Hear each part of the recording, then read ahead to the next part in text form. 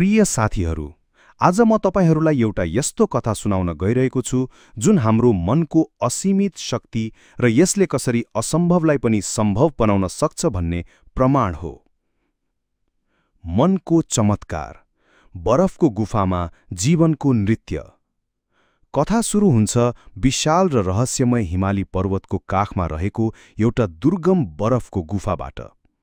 दुई साथी अनिल र विमल, जो साहसिक कार्यमा रुचि राख्थे, त्यस गुफाको अन्वेषण गर्न गएका थिए। गुफाभित्र छिर्दै जाँदा अचानक भूकम्प आयो र गुफाको प्रवेशद्वार ठूलो चट्टानले थुनियो। बाहिर निस्कने सबै बाटो बन्द भयो र उनीहरू बरफले भरिएको चिसो गुफाभित्र फसे। रातभरि उनीहरूलाई त्यही बरफको गुफाभित्र बस्नुपर्ने भयो, जहाँको तापक्रम -डिग्रीमा झरिसकेको थियो। विमल तुरुन्तै निराशामा डुबे। उनले हार माने। अब हामी बाँच्दैनौँ। यो गुफा यति चिसो छ कि हामी चिसोले कठ्याङ्ग्रिएर मर्छौँ। यहाँबाट बाहिर निस्कने कुनै उपाय छैन। हामी फस्यौँ। पहिले पनि यसरी धेरै मानिस मरेका छन्, अब हाम्रो पालो। उनको मनमा नकारात्मक विचारको बाढी आयो र उनले ती विचारहरूलाई पूर्ण रूपमा विश्वास गरे। तपाईँ यस्तो अवस्थामा के गर्नुहुन्थ्यो? यसको जवाफ कमेन्ट सेक्सनमा गएर दिनुहोला है। तर अनिलको मानसिकता भने फरक थियो। उनलाई पनि चिसो लागिरहेको थियो, तर उनले आफूलाई मर्न लागेको सोचेनन्। उनले भिडियोमा सुनेको कुरा सम्झे। संसारमा यथार्थ भन्ने कुरा हुँदैन, मात्र सम्भाव्यता हुन्छ, र तपाईले नजन्माएसम्म सत्यको अस्तित्व हुँदैन। उनले सोचे, यदि अरू मरेका छन् भने म पनि मर्छु भन्ने निश्चित छैन। म किन मर्छु भन्ने कुरामा विश्वास गर्ने? उनको मनमा पनि नकारात्मक विचार आए, तर उनले ती विचारहरूलाई बेवास्ता गरे र तिनमा विश्वास गरेनन्। अनिलले आफ्नो शरीरमा तापक्रम बढाउने उपायबारे सोच्न थाले। उनले सोचे, मर्नु त एकछिनपछि होला। अहिले त जीवित छु नि। जीवित भएको कारणले गर्दा जीवनको फाइदा उठाउनुपर्छ। उनले आफ्नो शरीरमा गर्मी बढाउन नाच्न थाले। हो प्रिय साथीहरू, चिसो बरफको गुफाभित्र जीवनको आशा बोकेर अनिलले नाच्न थाले। जति उनी नाच्थे, उनको शरीरमा त्यति नै गर्मी बढ्थ्यो। चिसो बढ्दै गए पनि उनको शरीरको तापक्रम बढिरहेको थियो, जसले चिसोको असरलाई कम गरिरहेको थियो। विमलले अनिललाई नाचिरहेको देखे, तर उनले सोचे, केही फाइदा छैन। नाचे पनि मर्ने हो, ननाचे पनि मर्ने हो। मर्नु नै छ भने किन नाच्नु? उनलाई आफ्नो नकारात्मक विचारमाथि पूर्ण भरोसा थियो।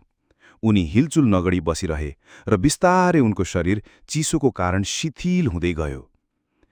के अनिलले आफ्नो मनको शक्तिले चिसोलाई जित्न सक्ला त? यसको जवाफ कमेन्ट सेक्सनमा गएर दिनुहोला है। रातभरि अनिल नाच्दै रहे, गाउँदै रहे। उनको मनमा आएको सकारात्मक भावले उनलाई शक्ति दिइरह्यो। बिहान भयो र उद्धार टोलीले चमत्कारिक रूपमा गुफाको अर्को सानो बाटो पत्ता लगाएर भित्र छिरे। उनीहरूले गुफाभित्र प्रवेश गर्दा एउटा अचम्मको दृश्य देखे। विमल चिसोले गर्दा निर्जीव अवस्थामा थिए, जबकि अनिल एकदमै फुर्तिलो र ऊर्जावान अवस्थामा मुस्कुराइरहेका थिए। उद्धार टोलीले जाँच गर्दा एउटा अविश्वसनीय तथ्य पत्ता लाग्यो। भूकम्पका कारण गुफाको मुख्य चिसो हावा बाहिर जाने निकास खुलेको रहेछ र भित्रको तापक्रम माइनसबाट धेरै कम भइसकेको रहेछ। अर्थात् गुफाभित्र त्यति चिसो थिएन जति उनीहरूले सोचेका थिए, वा बाहिरको तापक्रम जुन -डिग्रीमा थियो, त्यसको असर गुफामा कम पर्न गएको रहेछ। विमल चिसोले मरेका थिएनन्, बरु चिसोले मर्छु भन्ने आफ्नो विचारमाथिको भरोसाले मरेका थिए। अनिल भने आफ्नो मनको सकारात्मकता र क्रियाशीलताले बाँचेका थिए। प्रिय साथीहरू, यो कथाले हामीलाई धेरै महत्त्वपूर्ण पाठ सिकाउँछ। यस घटनाबाट सिक्न सकिने नैतिक शिक्षा: 1. आशावादी बन्नुहोस्। हरेक परिस्थितिमा सकारात्मक पक्ष हेर्ने प्रयास गर्नुहोस्। नकारात्मकताले तपाईलाई अगाडि बढ्नबाट रोक्छ। 2. आफ्नो विचारमा भरोसा गर्नुहोस्।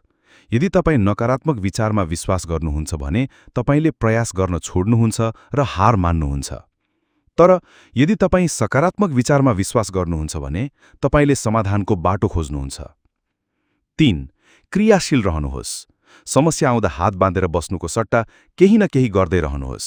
तपाईको कर्मले तपाईलाई नकारात्मकताबाट बचाउँछ र नयाँ सम्भावनाहरू जन्माउँछ। 4. वास्तविकता तपाईले निर्माण गर्नुहुन्छ। बाहिरी परिस्थिति जस्तोसुकै भए पनि तपाईको मनले त्यसलाई कसरी बुझ्छ भन्ने कुरा महत्त्वपूर्ण हुन्छ। तपाईँ आफ्नो वास्तविकताको निर्माता हुनुहुन्छ। 5. कष्टमा पनि अवसर खोज्नुहोस्। जब दुःख, पीडा वा दर्द आउँछ तब डरमा डुब्नुको सट्टा त्यसबाट बाहिर निस्कने उपाय खोज्नुहोस्। गाईले दूध दिँदैन, धुनुपर्छ। त्यसैले प्रयासले नै सफलता प्राप्त हुन्छ। तपाईको विचारमा यो कथाबाट हामीले के सिक्न सक्छौं? यसको जवाफ कमेन्ट सेक्सनमा गएर दिनुहोला है। यदि तपाईलाई यो कथा मन पर्यो भने कृपया लाइक र कमेन्ट गरिदिनुहोला। यस्तै प्रेरणादायी कथाहरू र ज्ञानवर्धक सामग्रीका लागि हाम्रो च्यानललाई सब्स्क्राइब गर्न नबिर्सनुहोला है। धन्यवाद।